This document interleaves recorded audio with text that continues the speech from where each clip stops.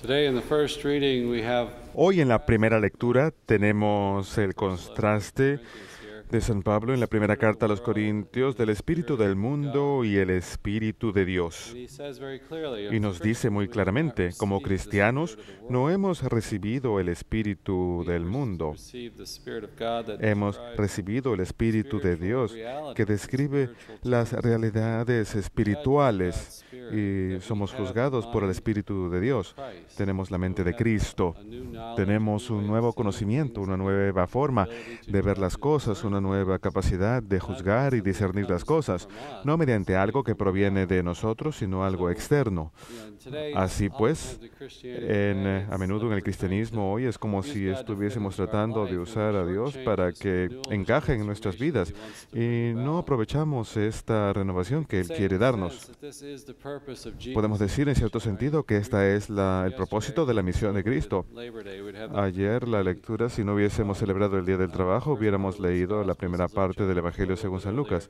Este es el capítulo 4, cuando se para en medio del comienzo de su ministerio público y habla acerca de ser el cumplimiento del profeta Isaías, de que Él es el quien recibió la unción del Espíritu Santo para proclamar libertad a los cautivos, para dar vista a los ciegos, para sanar, para que los pobres reciban las buenas nuevas.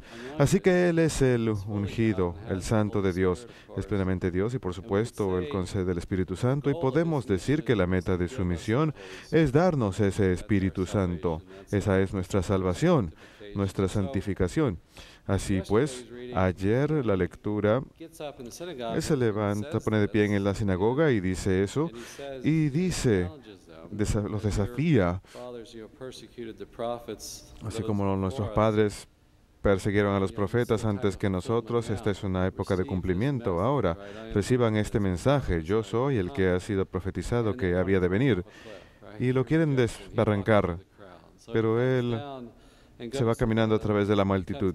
Así que Nazaret está al pie de una colina y se va a Cafarnaúm, que está a orilla del mar, y realiza un gran exorcismo y todo el mundo se queda asombrado y dice que Él habla con autoridad y obra con autoridad y poder, ordena a los espíritus inmundos y ellos obedecen, y esta noticia se esparció por todos los lugares de la comarca. Tiene una nueva autoridad, un nuevo poder porque es ungido con el Espíritu Santo. Y el Papa Benedicto lo describe, él habla de esto como el que da la ley, no solamente alguien que interpreta la ley. Había expertos de la ley, los escribas, los letrados y fariseos que hacen comentario, pero Él es el que da la ley. Él da la interpretación auténtica por el Espíritu Santo. El Papa Francisco ha hablado a menudo acerca del espíritu del mundo, del cual habla San Pablo hoy. Le llama una mundanidad espiritual. Y él cita al cardenal Bevilacqua y usa este vocabulario de él. Y yo utilizo algunos pensamientos del Papa Francisco acerca del Espíritu de Cristo que hemos de tener. Cuando dice, el Espíritu del mundo nos lleva a la vanidad, la soberbia, nos desafía. El Papa Francisco nos desafía a deshacernos de cualquier espíritu mundano en la Iglesia, de deshacernos de cualquier acción que no sea a favor de Dios o que no provenga de Dios, deshacernos de los miedos de abrir las puertas y salir a encontrar a todos, especialmente a los más pobres, a los más necesitados, sin espera. El espíritu del mundo es egoísmo y solamente quiere proteger lo que uno tiene, guardar lo que uno tiene, quedarnos en nuestro propio bastión. Pero él habla del Espíritu de Cristo, que empujó a Cristo al desierto, donde sufrió tentación, el mismo Espíritu que lo empuja a cumplir la voluntad del Padre para nuestra salvación, y ese Espíritu de Cristo debe estar en nosotros. La Iglesia esencialmente es misionera por su naturaleza, y nos dice, ciertamente no hemos de perdernos. Esa es una frase larga del Papa. Dice, hemos sido llamados no a perdernos en el naufragio del mundo, sino a cargar con testimonio la luz de Cristo, la verdad del Evangelio, incluso en la oscuridad, en donde uno no es capaz de ver, en donde uno puede tropezar. uno debe deshacerse de la aparente seguridad que dan las estructuras que son necesariamente importantes, pero nunca deben oscurecer la luz que llevamos dentro, Dios. Él es nuestra fortaleza. Debemos deshacernos de lo que no es esencial, porque nuestra referencia es Cristo. La iglesia es Cristo. Frecuentemente desafía al clero y a la jerarquía de la iglesia a que no nos escondamos detrás de las estructuras. A veces pueden oscurecer o hacer que el Evangelio sea más difícil de comunicar a los demás, sino que tengamos, y aquí está citando a San Juan 23 al decir que debemos reducir todas las cosas a lo más simple, a lo más tranquilo para ser eficaces y poder comunicar este Evangelio a los demás. Pero todos podemos atascarnos en nuestras propias visiones, en nuestra propia forma de hacer las cosas, en nuestra propia seguridad, en nuestra propia zona segura y no salir a predicar ante el mundo. El Papa Francisco nos desafía a que tengamos cierta inquietud de compartir el Evangelio. El Papa Emérito Benedicto dijo lo mismo, que un sacerdote debe tener cierta inquietud, que nunca esté satisfecha con lo que hacemos o con lo que tengamos, sino que siempre busque dar más, compartir más y ser más generoso.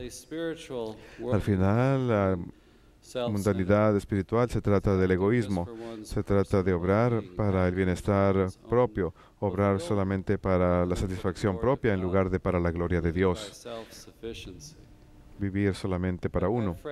Esa frase me llamó la atención, obrar para la propia satisfacción. A menudo podemos enfocar la fe simplemente pensando en lo que Dios puede hacer por nosotros, cómo va a cumplir con nuestras necesidades, cómo va a mejorar nuestras vidas, cómo tener tranquilidad en mi propia alma solamente. Pero el enfoque sigue estando solamente en nosotros, no en Dios, ni en lo que Él nos está llamando a hacer, en nuestra vocación, en cómo ser generoso con el prójimo. Podemos ser muy egoístas con esa actitud. Y en la alegría del Evangelio, el Papa Francisco escribe: la mundanidad asfixiante solamente puede ser sanada al respirar el aire puro del Espíritu Santo. Nos libera del egoísmo, revestido de una religiosidad externa, ausente de Dios. No nos permitamos alejarnos del Evangelio. Eso sucede cuando no respiramos el Espíritu Santo. Recuerdo en cierta ocasión tuve la gran oportunidad de ofrecer un retiro en Alaska, en la ciudad de Juneau, Alaska. Era verano y era hermoso. Y recuerdo, no estoy seguro, creo que había alguna especie de pinos. Y recuerdo que las brisas pasaban por estos árboles y era el aire más fresco que uno podía respirar. A veces se pone bastante húmedo y hay muchas alergias aquí en el sur. El aire a veces casi se siente pesado con el polen. Y recuerdo cuán libre se sentía al respirar ese aire puro que corría a través de los pinos. Uno puede pensar de esa forma con el Espíritu Santo, respirar al Espíritu Santo, no el espíritu del mundo, del consumismo y materialismo y el hedonismo, sino respirar el aliento y vida de Dios que nos fortalece, que nos hace saludables, fuertes y vibrantes, que nos capacita para salir y cumplir la misión. Tener esa confianza de que el Espíritu de Dios nos ha de potenciar para cumplir esa misión, de que tenemos algo que ofrecer que no proviene de nosotros, sino que tenemos esa perla de gran valor para compartir con el prójimo. Y el Señor nos fortalece para que podamos hacer eso. Así que este Espíritu Santo, que es la cura para la mundanidad espiritual, podemos pensar en los 4 dones del Espíritu Santo. El entendimiento, que nos da una inspiración más profunda de las verdades divinas sostenidas por la fe. Mediante el don del conocimiento nos da el conocimiento de juzgar las cosas que conciernen las verdades de la fe. El don del consejo, de ser dóciles ante el consejo de Dios con respecto a las acciones de uno en vista de la santificación. Así que esos son 3 dones, creo que directamente van en contra del espíritu del mundo. Y el don más grande, el que podemos decir que verdaderamente moldea a todos los demás, es el don de la sabiduría. Y esta es la gracia. El Papa Francisco lo describe como la gracia de ser capaz de ver todo con los ojos de Dios. Eso es lo que nos dice San Pablo aquí, que tenemos, cuando dice que tenemos que tener la mente de Cristo, y el Papa Francisco dice que tenemos su corazón, sus ojos, sus oídos, para poder ver el mundo y situaciones y circunstancias y problemas y todo a través de los ojos de Dios. Esto proviene de la cercanía con Dios, comunión con el Señor. El Espíritu Santo transfigura nuestros corazones, que la Iglesia entera está llamada a una profunda contemplación de Dios, a una unión con Él. Y cuando tenemos ese tipo de relación, nos transforma. Él utiliza la palabra nos transfigura para poder ver y escuchar y actuar como Él escucha, mira y actúa. Cuando algo es de Dios y proviene de Dios, de esa manera podemos distinguirlo, poder ver con el corazón, con los ojos de Dios, sentir con el corazón de Dios y hablar con sus palabras. Siempre me llama la atención cuando conozco a gente que no tiene una educación muy profunda en la fe, no ha estudiado teología, como diría el Dr. Garrity, tienen una fe de campesino, pero es genuina y es una verdadera experiencia, un verdadero gusto de Dios que los transforma y les concede un conocimiento, una forma de ver las cosas que no es de este mundo y está disponible a todos nosotros. No tenemos que acudir a alguna gran escuela o leer grandes libros para obtener esto. Sucede por la fe, gracias a la comunión con Dios y a través de la verdadera bondad que obra, que le da vida a esa fe. Y estamos llamados a tener eso. Y si tenemos eso, contribuimos algo a este mundo. Podemos ser la sal y la luz y la levadura verdadera en este mundo. Roguemos a Dios que seamos fieles y permanezcamos fieles a este don que nos potencia para llevar a cabo la misión que verdaderamente necesitamos hoy en día.